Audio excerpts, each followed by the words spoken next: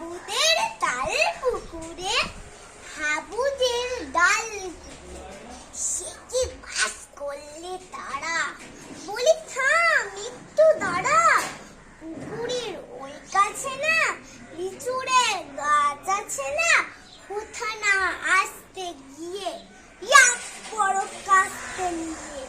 গাছে গোজে চড়েছি ছোট এক ডাল ধরেছি ও বাবা মরাদ করে পড়েছি সরাজ জোরে পরিবার মালির ঘরে সে ছিল গাছের আয় বেটা ভাই বড় নাচার ধুমাধুম ঘটা দচ্চার দিলে খুব কিলো খুশি একদম জল আমিও বাগিয়ে থাপার তে হাওয়া চাগিয়ে কাপড়